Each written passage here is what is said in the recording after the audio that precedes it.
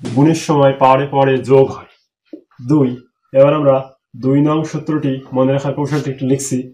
ভাগ, এই দাগ মানে হলো ভাগ, ভাগের সময় পাওয়ারে পাওয়ারে বিয়োগ, ভাগের সময় পাওয়ারে পাওয়ারে যোগের জায়গায় হবে বিয়োগ।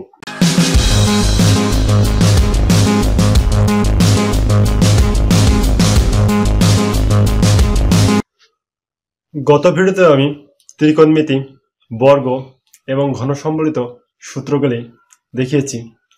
আজকের ভিডিওটি হবে 3 পার্টের এবং 3 পার্টের প্রথম পার্টে হবে সূচক সম্পর্কিত সূত্রগুলি এবং দ্বিতীয় পার্টে আমি লগারিদম সম্পর্কিত সূত্রগুলি দেখাবো এবং তৃতীয় পার্টে বৈজ্ঞানিক সংখ্যা কী জিনিস তা দেখাবো। এই 3টি পার্ট না দেখলে আসলেই পুরো সূচক, লগারিদম এবং বৈজ্ঞানিক সংখ্যার কাজগুলো করা যায় না। তো আজকে আমি সূচকের ক্লাস শুরু করছি।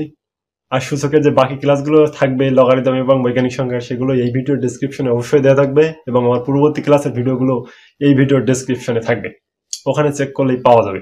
তো আজকে ভিডিওটি শুরু করি। সূচক।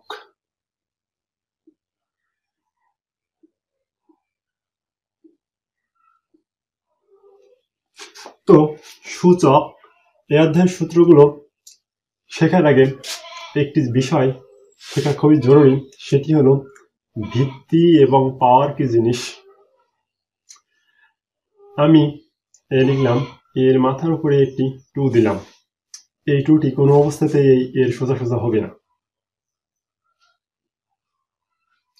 এখানে এই এটিকে বলা হয় ভিত্তি বা বেজ, ভিত্তি বা ইংরেজিতে একে বলা হয় বেজ, এবং এই 2টিকে বলা হয় শক্তি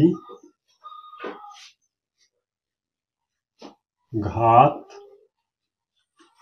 POWER পাওয়ার, অথবা সূচক নামেও একে ডাকা হয়, সূচক। এবং এটাকে পড়া হয় a to the power square. 2 থাকলে এর a টু দি পাওয়ার 2 না বলে আমরা বলি a to the power POWER power square, SQUARE। এবং যদি কখনো এই এ বা যে কোনো কিছুর মাথার উপরে 3 থাকে তো সেটাকে আমরা কিউব বলি,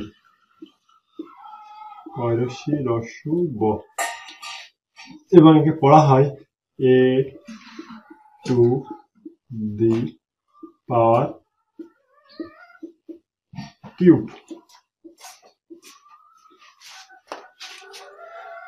তো এবার আমি সূচকের মেইন সূত্রগুলো দেখানোর চেষ্টা করি।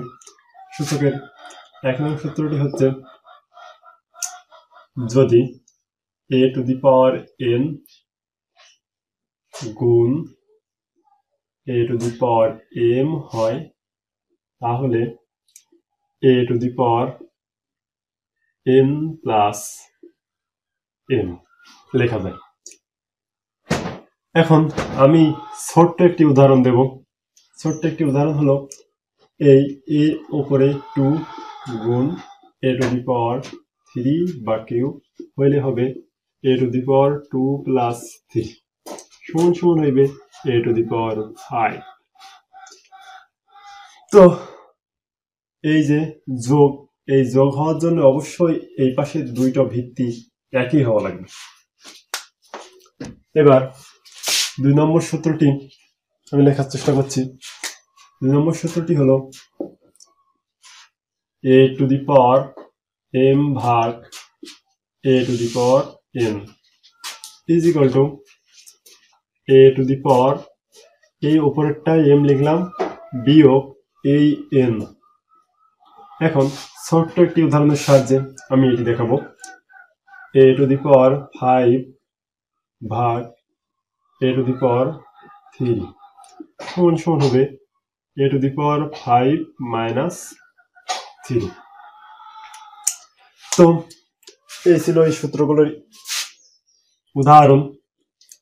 এবার আমি এই 1 নং সূত্রটি অনেক সময় মনে থাকে না, তো মনে রাখার কৌশল কি সেটা আমি একটু দেখাচ্ছি।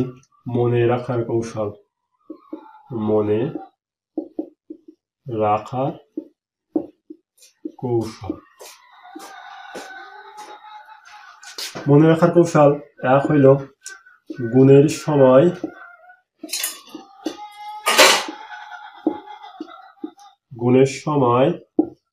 পাওয়ারে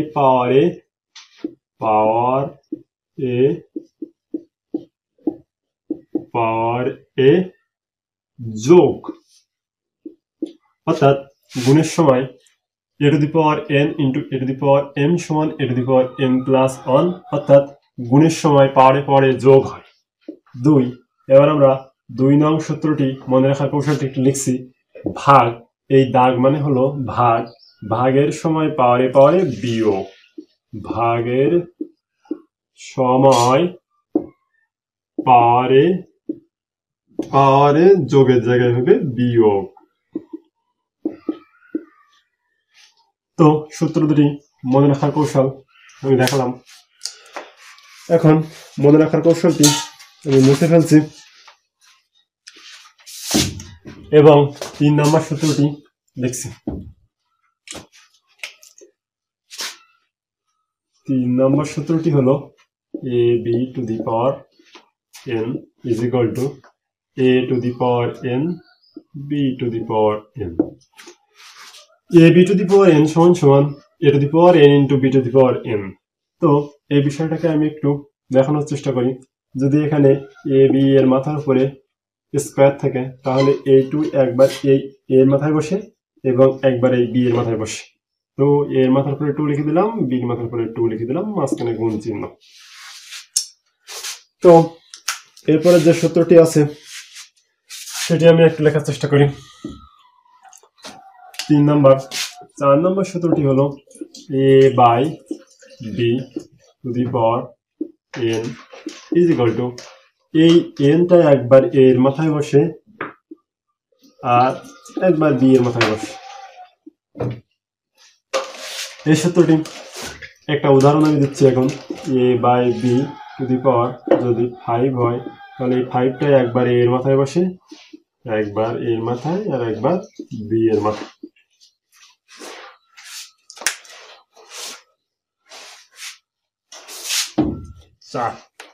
এবার আমি 5 নম্বরের সূত্রটি লেখার চেষ্টা করছি।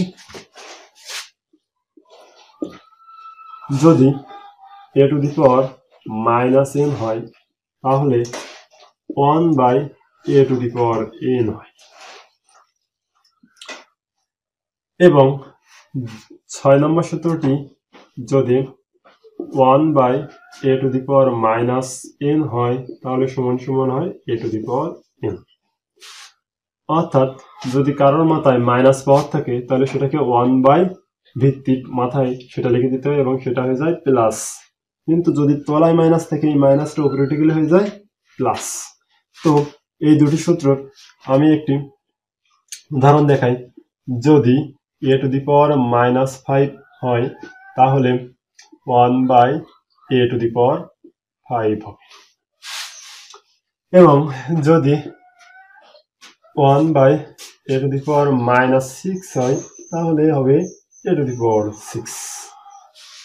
তো টোটাল এই 6টা সূত্র জানলে সূচক মোটামুটি পারা যায়। এখন আমি সূচকের আরো একটি গুরুত্বপূর্ণ বিষয় দেখানোর চেষ্টা করব। তো অনেক সময় দেখা যায় যে 3 এর মাথার উপরে 2 আছে, তো 3 to the power স্কয়ার সমান অনেকে করে রাখি 3 দুগুণে 6। এটা একেবারে ভুল। এই স্কয়ার মানে হইল এই 3 বার গুণ, ওই 2 বার গুণ, অর্থাৎ 3 ত্রিকে 9। আবার যদি a এর মাথার পরে 3 থাকে তাহলে a ইন্টু a, অর্থাৎ কোনো কিছুর মাথার পরে পাওয়ার মানে হইল সেটা যত পাওয়ার যত আছে সেটা ভিত্তিটা তত বার গুণ। এখন আমরা যদি 4 এর মাথার পরে কিউব লিখি তাহলে এটার অর্থ 3 এর 4 12 হবে না, এটা হবে 4 গুণন 4 গুণন 4 ইজ ইকুয়াল 64। যদি a to the power n এবং তার পাওয়ার m থাকে তাহলে হয় a to the power n m। আমি এটিকে একটি উদাহরণের সাহায্যে বোঝানোর চেষ্টা করি। a টু দি পাওয়ার 2 এবং তার মাথার উপরে যদি 3 থাকে তাহলে a টু দি পাওয়ার 2 গুণ 3 সমান সমান a টু দি পাওয়ার 6। যদি কোনো ভিত্তির পাওয়ার 0 হয় অর্থাৎ a to the power 0 is equal two হয় 1। অর্থাৎ এটি মনে রাখার সহজ উপায় হলো কোনো কিছুর পাওয়ার 0 থাকলে কোনো কিছুর পাওয়ার POWER power 0 is equal two 0। এবার আমি একটু n-তম মূল কি জিনিস সেটা দেখাই। আমরা রুট চিহ্ন বা বর্গমূল চিহ্নের সাথে সবাই পরিচিত। তো যদি রুট ওভার a থাকে তাহলে এটাকে এভাবে লেখা যায় 1/2। আবার যদি n-তম মূল হিসেবে থাকে a বা এখানে n সমান সমান হয় a to the power 1/n। আবার যদি 3-তম মূল থাকে বা এই রুটের মাথার উপরে 3 থাকে তাহলে হয় a টু দি পাওয়ার 1/3। আবার রুট ওভার 7 থাকলে হয় a টু দি পাওয়ার 1/7।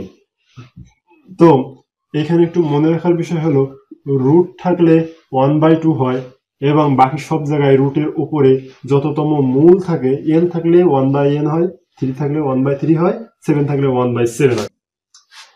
তো সূচকের সূত্রের ক্লাস টোটাল এই ছিল। দেখা হবে পরবর্তী ভিডিওতে লগারিদমের সূত্র সমূহ নিয়ে আমি হাজির হব এবং তারপরের ভিডিওতে থাকবে বৈজ্ঞানিক সংখ্যা কি এবং কিভাবে একটি বৈজ্ঞানিক সংখ্যা তৈরি হয়, কিভাবে বৈজ্ঞানিক সংখ্যা থেকে স্বাভাবিক সংখ্যায় আনতে হয় সেইগুলো আমি দেখাবো।